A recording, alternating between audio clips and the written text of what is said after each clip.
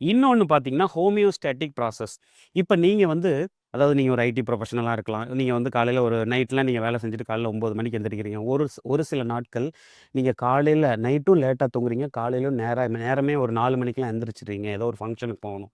அப்படின்னா, உங்களோட sleep depth அந்த 4 மணி நேரம், 5 மணி நேரம் ஸ்லீப் உங்களுக்கு வந்து கடனா இருக்கிறனால, ஈவினிங் வந்து உங்களுக்கு அதாவது அதுக்கு மேல உங்களுக்கு வந்து டயர்ட்னஸ் அதிகமாகும். ஸோ, அன்னைக்கு மட்டும் நீங்க வந்து நைட்டு போய் படுத்தீங்கன்னா, படுத்த உடனேவே தூங்கிருவீங்க. அதுக்கு பேரு தான் வந்து ஹோமியோஸ்டேட்டிக் ப்ராசஸ். அதாவது டயர்ட்னஸ்னால நம்ம உடம்புல வந்து அடினோசின் அப்படிங்கிற ஒரு நியூரோ டிரான்ஸ்மிட்டர் வந்து அந்த நான் ஏற்கனவே சொன்னேன் பார்த்தீங்களா, அந்த பேசல் ஃபோர் பிரெயின்.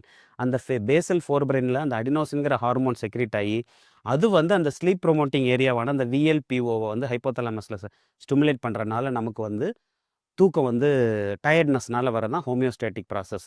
இந்த சர்க்காடியன் ரிதம் வந்து டைம், டியூரேஷன் அந்த இன்டெக்ரல் பார்ட் ஆஃப் ஸ்லீப்பை வந்து மேனேஜ் பண்ணுறது. அதுவே இந்த ஹோமியோஸ்டாட்டிக் ப்ராசஸ் வந்து நீங்கள் டயர்ட் ஆனீங்கன்னா போய் படுத்தோடனே தூங்கிடுறீங்க பார்த்தீங்க. அதே மாதிரி நீங்கள் கலப்பாக தூங்கினீங்கன்னா ரொம்ப நேரம் தூங்கிடுவீங்க. அது வந்து டெப்த் அண்ட் லென்த் ஆஃப் ஸ்லீப்பை வந்து டிசைட் பண்ணுறது தான் இந்த ஹோமியோஸ்டாட்டிக் ப்ராசஸ்.